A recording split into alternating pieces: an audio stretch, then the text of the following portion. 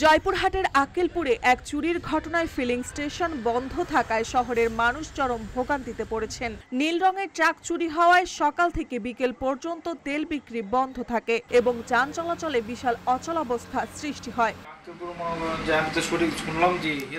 মঙ্গলবার রাতে Akkelpur filling station প্রাঙ্গণ থেকে ট্রাকটি চুরি হয়। ট্রাক চালক মোহাম্মদ হাসান আলী ট্রাকটিকে ঠিকমতো রাখলেও সকালে মালিক মোহাম্মদ মশিউর রহমান অনুপস্থিতি লক্ষ্য করে থানা পুলিশকে জানান। বেলা 9টায় আসে দেখি আমার গাড়ি নাই। আমি ড্রাইভার জিজ্ঞাসা করলাম আমার গাড়িটা কোথায়।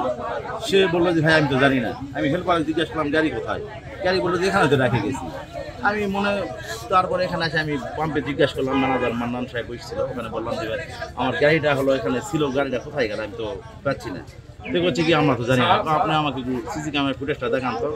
আমি ওই রকম মনে করেছিলাম না। তারপর সিসি ক্যামেরার ফুটেজ আমাকে দেখালো, নাই বললো যে নষ্ট। তারপর বললো যে মনিটর নাই। তারপরে একটু যখন এটা তেলের অবরোধ করে দেয় তখন তারপর উনি হলো আসে আমাকে দেখালো 3টা 32 মিনিটে আমাকে গাড়িটা পাম্প থেকে বের হয়ে গেছে।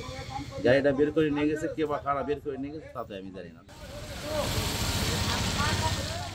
ঘটনায় ক্ষিপ্ত হয়ে উপজেলা ট্রাক শ্রমিক ইউনিয়নের সদস্যরা সকাল 10টা থেকে বিকেল 4টা পর্যন্ত ফিলিং স্টেশন ঘেরাও করেন। ফলে মোটরসাইকেল, বাস এবং অন্যান্য যানবাহনের চালকরা চরম সমস্যায় পড়েন। আমি তো বলে দিছি যে যার গাড়ি থাকবে তাদের গাড়িতে লোক থাকবে, তারা যেন লোক ছাড়া গাড়ি না রাখে, কারণ তাদের নিজ দায়িত্বে গাড়ি রাখবে। আমি এতদিন থেকে ব্যবসা করতেছি, সবাই নিজ দায়িত্বেই গাড়ি রাখে আসছে। আজ 2009 সাল থেকে আজ 25 সাল পর্যন্ত তারা সবাই নিজ দায়িত্বে রাখে, নিজ দায়িত্বেই নিয়ে যায়। তারাই রাখে, তারা কখন রাখে কখন নিয়ে যায়, তারা নিজ দায়িত্বেই নিয়ে যায়। তো এখন বলতেছে যে এটা আমার গাফলতি। তা আমার কেন গাফলতি বলে তারা আমার ব্যবসায় রোডে ব্যারিকেড দিয়ে দেয়। ব্যবসায় ব্যারিকেড দিয়ে আমার ব্যবসা বন্ধ করে দেয়, আমার কোন তেল বেচা কিনা বন্ধ করে দেয়। এই অবস্থায় এখন পর্যন্ত তারা বন্ধ রাখছে। পরবর্তীতে জয়পুরহাট জেলার অতিরিক্ত পুলিশ সুপার, সহকারী পুলিশ সুপার, উপজেলা সহকারী কমিশনার ও ফিলিং স্টেশনের কর্তৃপক্ষের আলোচনা শেষে শর্ত সাপেক্ষে অবরোধ তুলে নেওয়া হয়। বিকেলে তেল বিক্রি স্বাভাবিক হয়।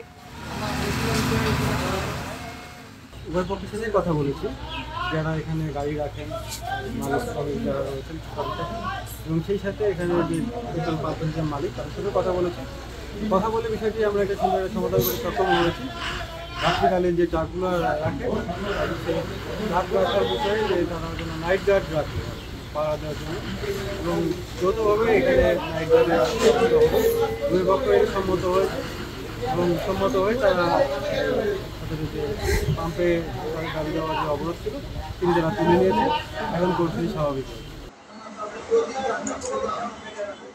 চুরির ঘটনায় সৃষ্ট বিশৃঙ্খলা দ্রুত নিয়ন্ত্রণে আনা গেলেও বিষয়টি ট্রাক ও ফিলিং স্টেশনের নিরাপত্তা বৃদ্ধির প্রয়োজনীয়তা স্মরণ করিয়ে দিয়েছে। স্থানীয়রা আশা করছেন এবার থেকে নির্বিঘ্নে যান চলাচল ও তেল সরবরাহ হবে।